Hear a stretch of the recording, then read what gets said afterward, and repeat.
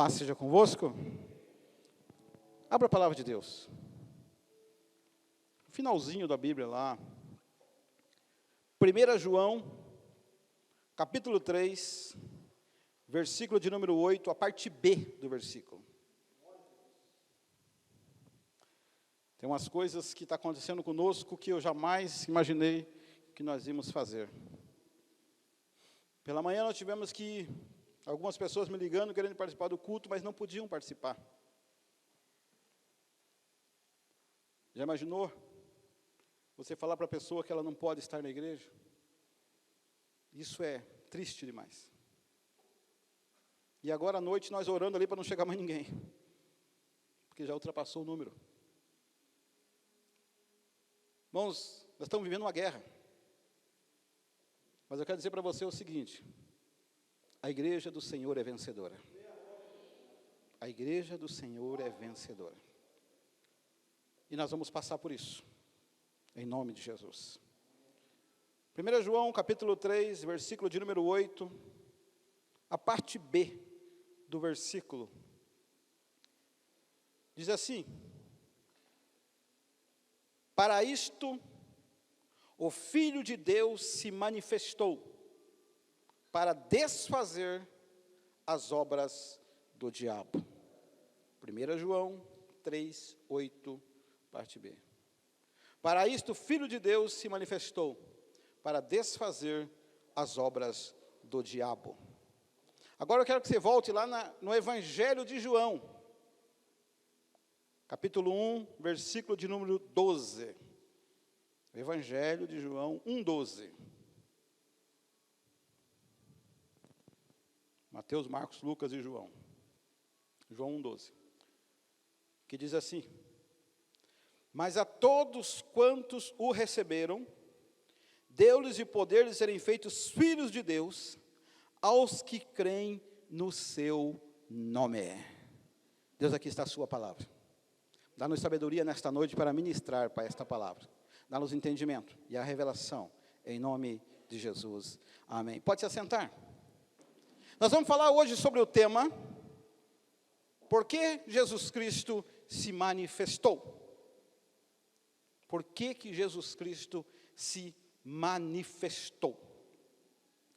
As Sagradas Escrituras, a palavra de Deus, elas nos dizem, no princípio, no livro do Gênesis, que Deus criou o homem à sua imagem e à sua semelhança.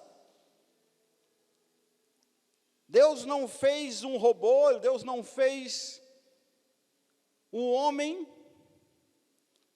sem sabedoria, sem discernimento. Deus dá ao homem agora a sua imagem e a sua semelhança. E toda tarde, mais ou menos 6 horas da tarde, todos os dias, Deus vinha conversar com o homem. Eu não sei se você já parou para imaginar Deus chegando toda tarde na sua casa, às 6 horas da tarde, para ter uma conversa contigo, para conversar sobre os assuntos do dia a dia, sobre os problemas, quem sabe, sei lá, alguma coisa que Adão tinha para falar para Deus. Mas toda tarde, Deus estava ali para conversar com Adão. A intimidade era tão forte, que Deus diz assim para Adão: Adão, você é minha obra-prima. Você é a perfeição da minha criação. Eu quero a sua ajuda. Adão pergunta: mas quem sou eu, Senhor, para te ajudar? O Senhor é o Criador de todas as coisas. Deus fala: mas você é meu filho querido, meu filho amado. Adão, eu estou te dando a você o paraíso. Eu estou te dando a você, tudo isso que você está enxergando é teu, Adão. Você é o administrador do jardim. E como administrador, eu vou te dar uma responsabilidade. Você vai nomear o nome de todos os animais, todas as árvores, os peixes, animais que rastejam, que voam. Porque você é o meu administrador. E você nasceu para dominar. Então o homem nasceu para dominar. Adão agora tem uma grande responsabilidade. Dar o nome para os animais, cuidar do jardim, ou seja, o domínio sobre toda a criação e toda a terra estava nas mãos de Adão. Mas Deus estabeleceu regras. Regras, uma vez estabelecidas, precisam e devem ser cumpridas.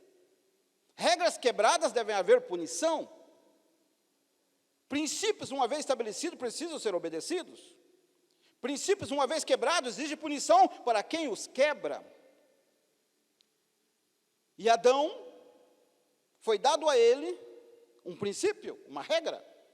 Veja lá Gênesis capítulo 2, versículo 16. O primeiro livro da Bíblia, Gênesis 2, 16 e 17. Eu sei que o nosso tempo é curto, né? Não dá para estar abrindo a Bíblia, mas vamos abrir hoje. Já passamos dos 50 mesmo? Gênesis 2, 16, 17. Veja o que Deus fala para Adão. E ordenou o Senhor Deus ao homem, dizendo: de toda árvore do jardim comerás livremente, mas da árvore da ciência do bem e do mal, dela não comerás, porque no dia em que dela comeres, certamente morrerás. Deus agora coloca na mão de Adão o domínio de todo o jardim. Toda a árvore frutífera que você imagina estava lá no jardim. E Deus agora coloca uma regra: Adão, só tem uma coisa. Você é o dominador, está nas tuas mãos, mas quem manda aqui sou eu. Então eu vou colocar uma árvore aqui, Adão. Essa árvore mostra o meu domínio sobre você. Você não pode pecar, você não pode comer deste fruto. Porque certamente quando você desobedecer e comer desse fruto, tu vai morrer. E Adão agora começa a trabalhar o jardim. E Adão começa a nomear os animais. E com certeza Adão não viveu ali uma semana, porque quando nós lemos o Gênesis, achamos que Adão entrou no paraíso, criaram Eva e já pecou e foi expulso. Não, mas ele viveu milhares de anos ali. Muito tempo. O homem não foi criado para morrer. O homem não ia experimentar a morte é intrusa. Por isso a Bíblia diz que é o último inimigo a ser vencido. O que Adão faz? Quebra um princípio. E quando se quebra um princípio, vai haver punição. Você quer um exemplo disso? Vai lá para o fim da Bíblia. O livro de Judas, penúltimo livro da Bíblia. Judas. Esse aqui não é o Judas Iscariote, viu? Esse Judas aqui é irmão de Jesus, filho de Maria e José. Judas, só tem um capítulo. Então, Judas, versículo de número 5 ao 7. Capítulo 1, né, que só tem um, 5 ao 7. Veja só o que acontece quando se quebra regras. Versículo 5. Mas quero lembrar-vos, como a quem já uma vez soube isto, que havendo o Senhor salvo um povo, tirando-o da terra do Egito, destruiu depois os que não creram. E aos anjos que não guardaram o seu principado, mas deixaram a sua própria habitação, reservou na escuridão e em prisões eternas, até o juízo daquele grande dia. Assim como Sodoma e Gomorra e as cidades circunvizinhas, que havendo se corrompido, como aqueles ido após outra carne, foram postas, por exemplo, sofrendo a pena do fogo eterno. O que Deus está falando aqui? Está falando de um povo que saiu do Egito, desobedeceu, quebrou uma regra, morreram no deserto e não entraram na terra prometida. Está falando aqui dos anjos, que não guardaram a sua moradia. Os anjos que caíram do céu, junto com Lúcifer, que quebraram uma regra, desobedeceram, e olha que eles estavam lá no céu. Se Deus não poupou nem os anjos que estavam no céu, quanto mais nós se quebrarmos regras. E também está falando aqui de Sodoma e Gomorra, que quebraram regras. E aí pereceram e morreram. Então, regras quebradas traz sobre a pessoa o juízo. Por isso existe a palavra de Deus. Adão por muito tempo obedeceu. Adão por muito tempo viveu uma vida abençoada. Procure analisar Adão agora, no paraíso. Imaginou? Jonathan, imagina você no paraíso. O trabalho era prazeroso. Você não precisava correr atrás de salário. Você não precisava votar, que maravilha. Você não tinha opressão.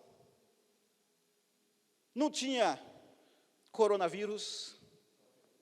Você estava no paraíso. Mas quebraram-se uma regra. Primeira manifestação espírita da história aconteceu ali, quando a serpente ela é incorporada por Satanás. E ela engana Eva, e por sua vez Eva vai até Adão, e Adão também quebra uma regra. E quando essa regra foi quebrada, eles começaram a conhecer o bem e o mal, a discernir o certo e o errado. E agora chega o momento de Deus encontrar com eles, às 6 horas da tarde. Deus vai até o local, eles não estão lá, na hora do encontro, porque Adão estava com medo.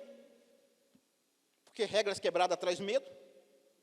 O que Deus tem que fazer? Ele se obriga, agora, a expulsar Adão do paraíso. Por isso nós vemos toda essa desgraça no planeta Terra. Guerras, enfermidades, seca, inundações, morte, fome e toda a desgraça do planeta.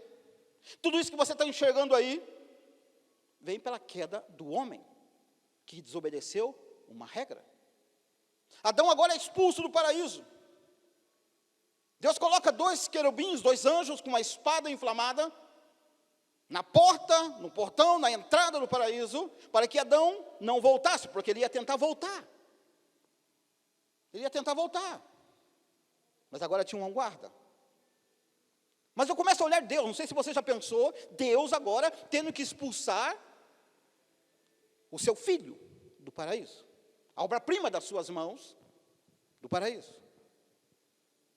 Lembra que Deus criou o homem para ter comunhão com ele, e agora aquele que ele criou para ter comunhão, ele vai ter que expulsar. E já não vai ter mais essa comunhão. Eu começo a ver a tristeza do coração de Deus. Mas Deus não tem por inocente quem é culpado. E Deus não faz acepção de pessoas. Eu creio que Deus agora diz: Adão, meu filho, eu não queria isso, mas você desobedeceu. Você quebrou uma regra, Adão. Mas por favor, meu filho, não vá muito longe. Se cuida, porque eu te amo. Se por um pai hoje ver um filho sair de dentro de casa já é complicado, você imagina a Deus agora olhando Adão, saindo do paraíso que era dele, e ele é colocado no planeta Terra agora, nas mãos de Satanás, porque este planeta quem domina é o inimigo. Ele só não consegue dominar você, que é lavado no sangue do Cordeiro de Deus. Por isso que ele tenta impedir as pessoas de chegar até Deus, porque todo que se chega até Deus, ele já não tem mais o domínio, não tem mais. Por favor, meu filho, se cuida. Eu tenho que tirar você daqui porque você desobedeceu, mas fica tranquilo, porque eu tenho um plano perfeito para trazer você de volta. Da semente da mulher vai nascer aquele que vai pisar na cabeça de Satanás, aleluia, e vai te dar a vitória. Adão, fica tranquilo, porque você vai retornar. Eu vou trazer você de volta. Lá vai Adão embora. E começa a analisar Deus olhando Adão saindo do paraíso. E com ele, toda a humanidade. Inclusive eu e você que está aqui nesta noite. Porque o pecado de Adão passou para toda a humanidade. E agora ele vai saindo do paraíso. E eu começo agora, não está escrito isso na Bíblia, viu? Mas eu começo a analisar Satanás agora, dizendo assim: ei Deus, e agora? Eu destruí a obra das tuas mãos, a sua melhor obra, a sua obra-prima. Eu eu destruir, Deus, quem tem o domínio agora sou eu. Porque Adão entregou nas minhas mãos. Por isso que a Bíblia diz que o mundo jaz no maligno. O tempo vai passando. E o diabo infiltra no ser humano, no homem, as suas obras.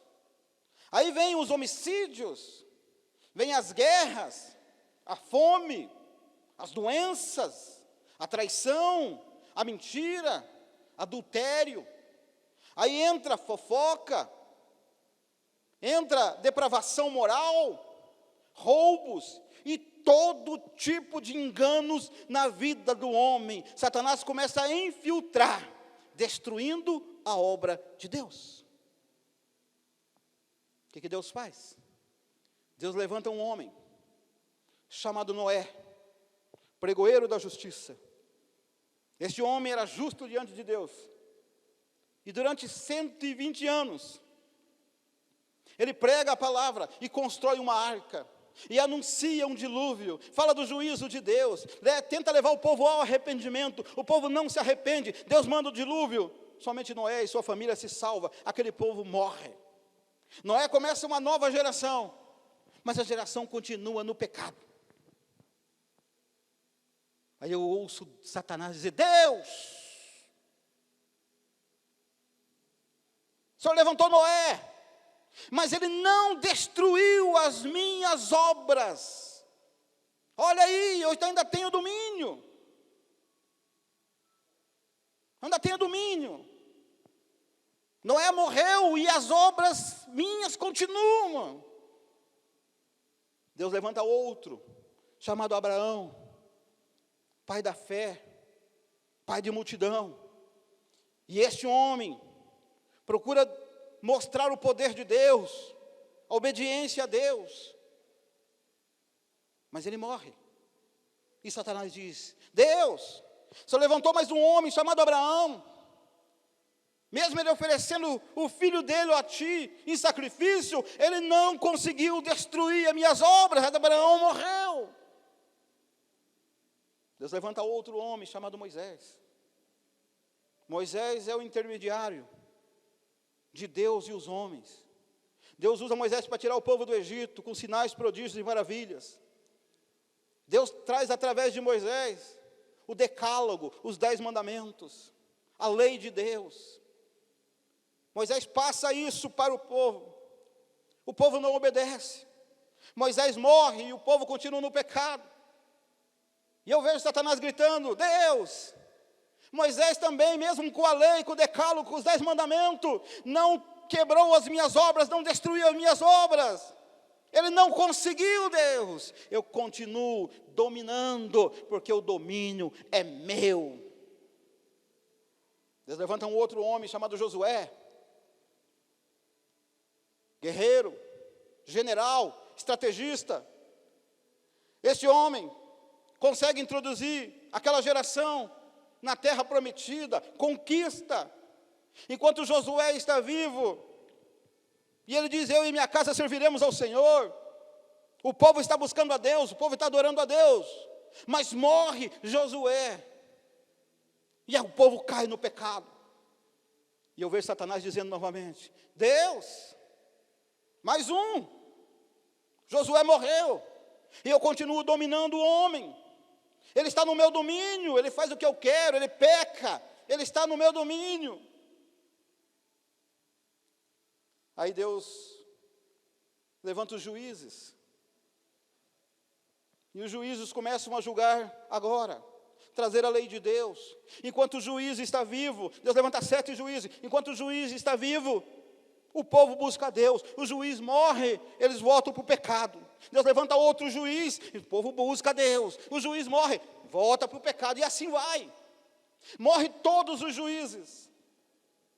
Satanás grita para Deus, quem sabe: Deus, morreu todos os juízes, e nenhum deles teve poder e autoridade de desfazer as minhas obras. Eu continuo fazendo o que eu quero. Deus, os juízes estão mortos. Aí Deus levanta os profetas, E os profetas agora começam a profetizar. Os profetas agora começam a trazer a lei de Deus. Os profetas agora começam a anunciar contra o pecado, começam a pregar contra o pecado, aí se levantam os reis e matam os profetas. E Satanás grita mais uma vez: Deus, os profetas morreram e não desfizeram as minhas obras. Depois que morre o último profeta, Malaquias, Deus deixa de falar com o homem. 430 anos de silêncio entre Deus e o homem. Deus não fala por palavra, Deus não fala por revelação, Deus não fala por sonho, Deus não fala por visão, Deus simplesmente emudece e o homem não recebe nada de Deus durante 430 anos. E durante esses 430 anos, quem sabe o diabo se levanta e diz: Deus, o Senhor levantou Noé, o Senhor levantou Abraão, o Senhor levantou Moisés, o Senhor levantou Josué, o Senhor levantou os juízes, o Senhor levantou os profetas, mas nenhum deles conseguiu acabar com as minhas obras. E agora, Deus?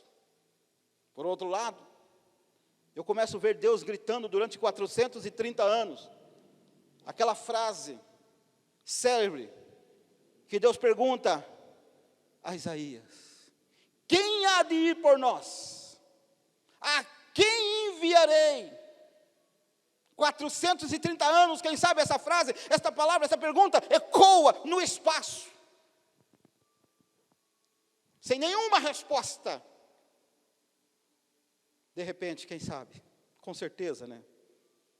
Se levanta um ser majestoso, um ser glorioso, sublime, seus olhos como chamas de fogo, seus cabelos mais brancos do que a lã, seus pés mais reluzentes do que o latão polido, a sua voz mais forte do que a voz de muitas águas.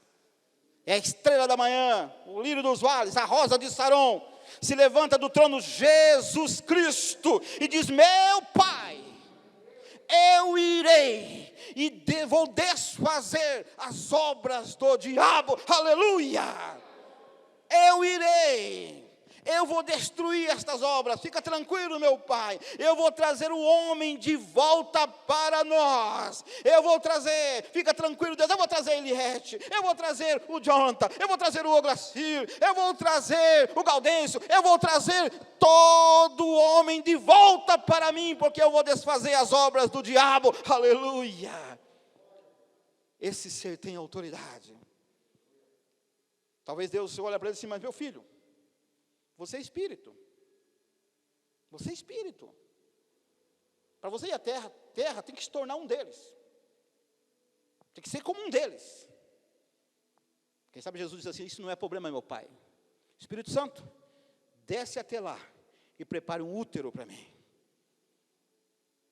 Deus diz: mas meu filho, eles vão te humilhar, eles vão te esbofetear, eles vão te chicotear, eles vão cuspir em você, eles vão te perseguir, eles vão mentir contra você, eles vão te rejeitar, vão te colocar uma coroa de espinho na sua cabeça, vão te trocar por um criminoso, vão te pendurar numa cruz no meio de 2 ladrões, vão colocar nas tuas mãos e nos teus pés cravos. Você vai morrer numa cruz, vai morrer pendurado numa cruz.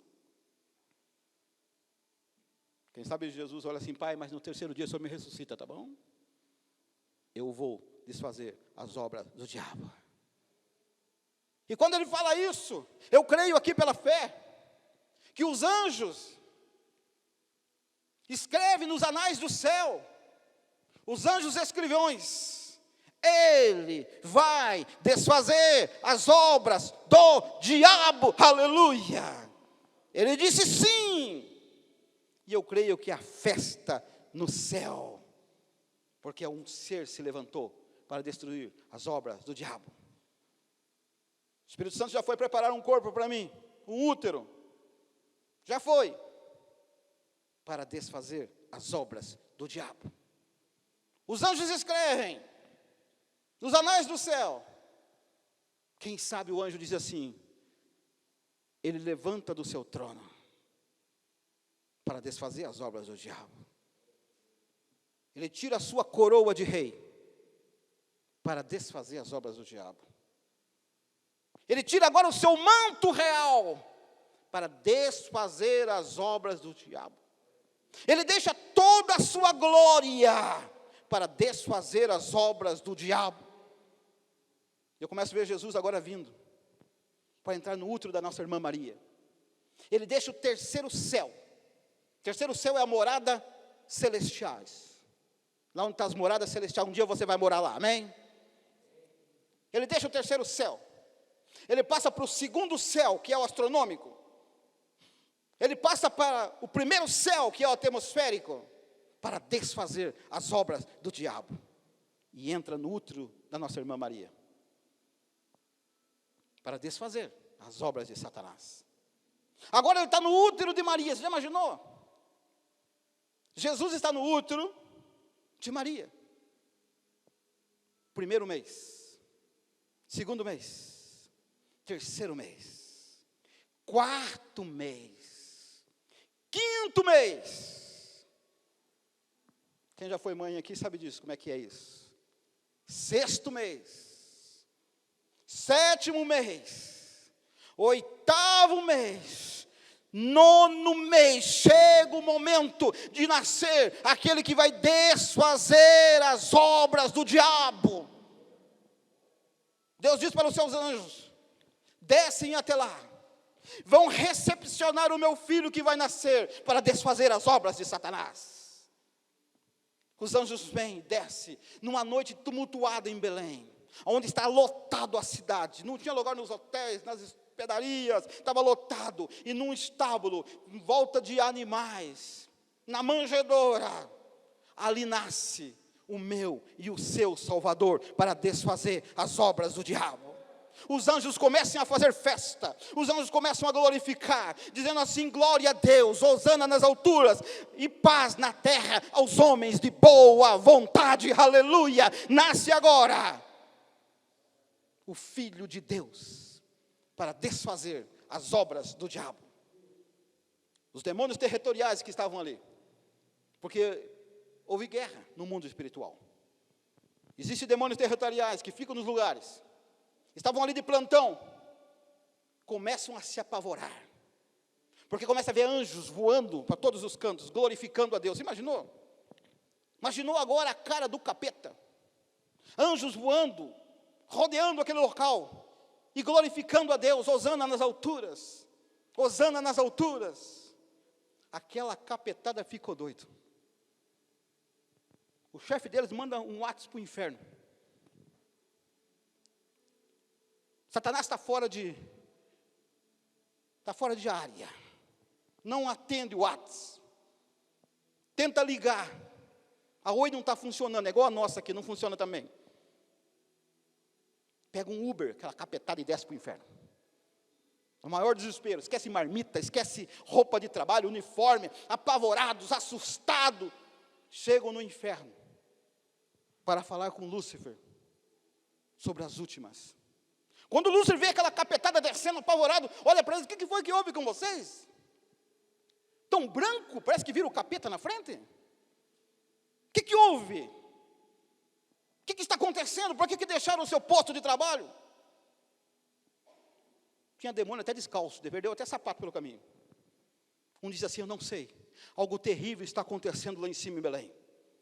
Eu não sei, o que está acontecendo lá? Olha, eu só sei que tem anjos voando para todos os cantos de Belém, glorificando e dando glórias ao Filho de Deus, ao Filho de Deus. Eu não sei o que está acontecendo, só sei que a pressão espiritual foi tão forte, que nós tivemos que correr de lá. Sabe o que significa isso? Você tem Deus dentro do teu coração, e Satanás não tem autoridade na sua vida. Você entregou a vida para Jesus, tem a marca da promessa. Demônio não pode atacar a tua casa, demônio não pode entrar no teu lar, demônio não pode te derrubar, porque você tem a marca da promessa. Nem legião, nem potestade, nem principado, nem dominadores, nenhum tem poder sobre você. Talvez Satanás, quem sabe, que é o maior teólogo. Satanás é o maior teólogo de toda a história. Não tem ninguém que bata ele, nem um pastor, nem um padre, ninguém. Conhece a Bíblia de trás para frente. A Bíblia diz que ele conhece, estremece, mas não obedece. Ele fala assim, eu acho que já sei o que está acontecendo. Deve ter nascido aquele que está prometido em Gênesis 3,15, que é nascer da semente da mulher, para pisar a minha cabeça, para desfazer as minhas obras. Eu acho que deve ser isso.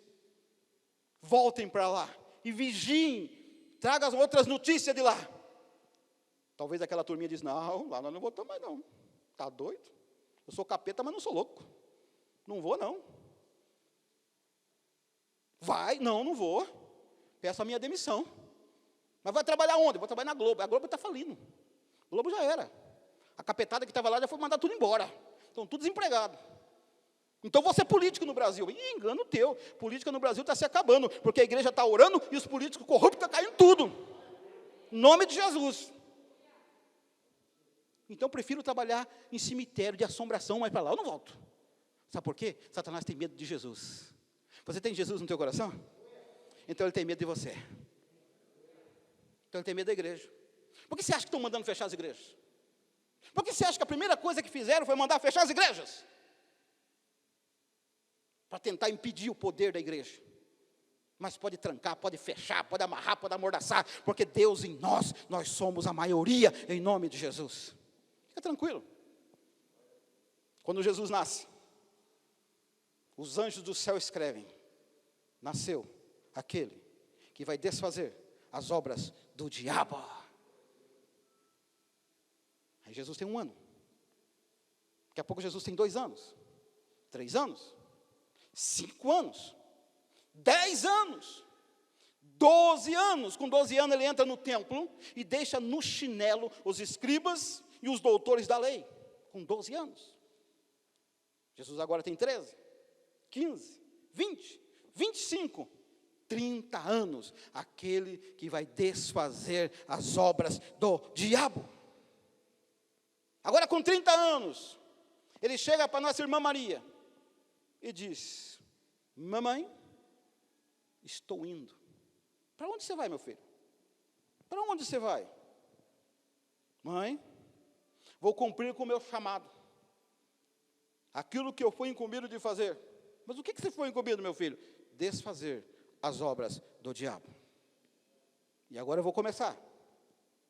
Os anjos gritam lá em cima, escrevem nos anais do céu. Ele vai sair para desfazer as obras do diabo. E ele sai de casa, vai saindo agora. E ele chega até o Rio Jordão. Lá está João, o Batista, primo de Jesus, batizando nas águas. E ele diz assim, eis o Cordeiro de Deus que tira o pecado do mundo, aleluia. Ou seja, aquele que vai desfazer as obras do diabo. Porque qual é a maior obra do diabo? É o pecado. E Jesus veio desfazer o pecado. Veio desfazer. Jesus agora desce as águas do Rio Jordão. É batizado por João o Batista. Quando ele sai das águas, o Espírito Santo, em forma corpórea de uma pomba, vem sobre ele. E uma voz do céu grita, a voz de Deus sai do céu e ecoa. Este é o meu Filho amado, aleluia. O Filho de Deus que desceu a esta terra para desfazer as obras do diabo. Satanás agora se apavora. Porque Jesus começa um ministério de poder. Jesus começa agora a ministrar a palavra. Começa a fazer uma obra maravilhosa, libertando as pessoas das obras de Satanás. Os cegos voltam a enxergar. Os aleijados começam a andar. Os leprosos são purificados. Os endemoniados são libertos. Os mortos ressuscitam pelo poder daquele que vai desfazer as obras do diabo. Durante 3 anos e meio, Jesus prega, faz milagres, discipula e desfaz as obras de Satanás aqui. Mas chega um momento que ele diz para os seus discípulos, está chegando a hora. E eles perguntam, mas a hora de quê, Senhor? Que hora está chegando? De cumprir de uma vez por todas as obras, a obra que eu vim fazer. Qual obra? Desfazer as obras do diabo. É isso que eu vim fazer. Eu vou para Jerusalém. Vou ser preso, surrado, humilhado, pregado numa cruz até a morte, para desfazer as obras do diabo, de uma vez por todas. Chega o momento da prisão. Ele é humilhado diante do sinédrio. Lá está Caifás, lá está Herodes, lá está César e outras autoridades. E humilho o meu Jesus e o seu Jesus. E agora é colocado uma cruz nas suas costas. Essa cruz é o ápice de toda a sua obra redentora para destruir as obras do diabo. Ele arrasta essa cruz pelas ruas estreitas de Jerusalém. Ele é suspenso num madeiro, no meio de 2 salteadores. Durante 6 horas ele agoniza. 6 horas. Ele está agonizando naquela cruz. Jesus agora passa por todo tipo de sofrimento que você imagina. Primeiro, o sofrimento físico. Foi esbofeteado. Foi colocado uma coroa de espinho na sua cabeça. Aquele espinho é venenoso. Segundo o estudioso, entrou na cabeça, entrou no corpo, no mesmo momento o corpo incha. Então, conforme entrou a coroa de espinho, a cabeça de Jesus foi inchando e foi penetrando nos espinhos. Dor. As chicotadas que Jesus levou não era um chicote comum. Ele tinha 2 pontas. Uma com ossos humanos e outra com chumbo. Ele batia, quando voltava, arrancava pedaço de carne de Jesus. E o sangue derramava. Então, fisicamente, ele sofreu. Também sofreu a humilhação. A Bíblia diz que ele, sendo Deus, não usurpou como se fosse Deus. E se humilhou até a morte de cruz. Ele foi pregado numa cruz, no meio de 2 ladrões, trocado por um salteador, por um arruaceiro chamado Barrabás. E ainda colocaram ele na cruz, nu. Jesus estava nu.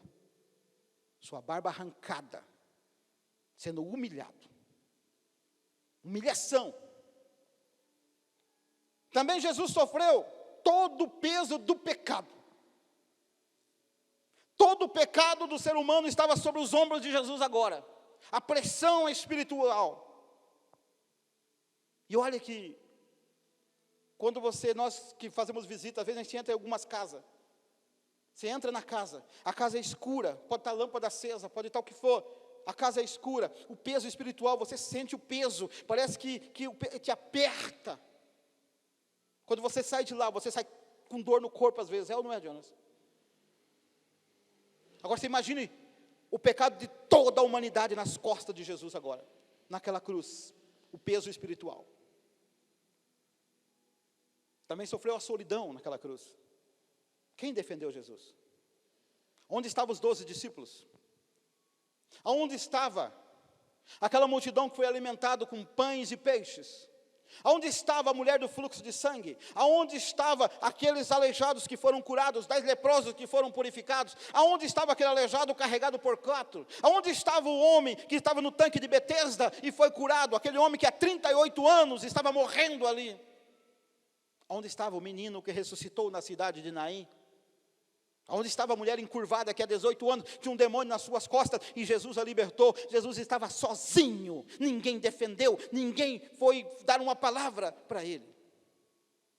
Ele sentiu a solidão do ser humano.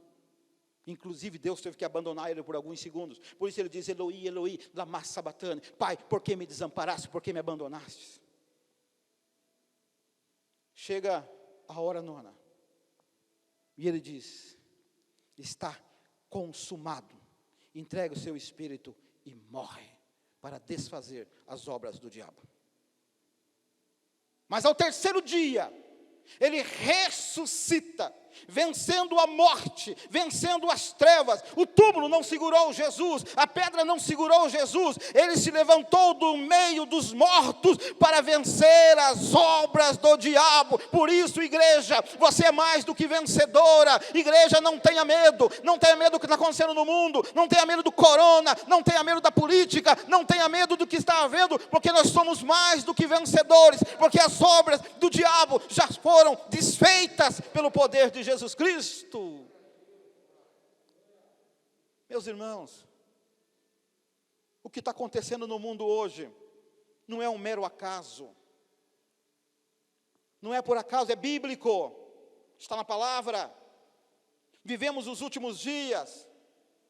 A Bíblia fala sobre esse acontecimento. A Bíblia fala o que está acontecendo hoje. Estamos caminhando para uma sociedade global. Nós estamos vendo aí, você só acompanhar noticiário. Querem implantar moeda única agora. Um governo único. Jorge Soros, um homem satânico, bilionário, acabou de declarar que querem criar um salário único, universal. Isso é bíblico. Nós não temos que temer a igreja, sabe por quê? As obras dos diabos já foram desfeitas. Você entregou a vida para Jesus, então você vai morar no céu. A nossa partida está muito próxima. Como é que se desfaz as obras do diabo na vida de um ser humano? Quando ele entrega a vida para Jesus. Por isso nós lemos lá no princípio em João 1,12. Lembra que nós lemos lá? Que diz o seguinte: mas todos quantos o receberam, ou como se diz por aí, aceitaram a Jesus, deu-lhes o poder de serem feitos filhos de Deus aos que creem no seu nome. Aleluia! Quero dizer para você, as obras do diabo já foram desfeitas. Essa mesa aqui significa a nossa vitória. Somos vitoriosos em Cristo Jesus.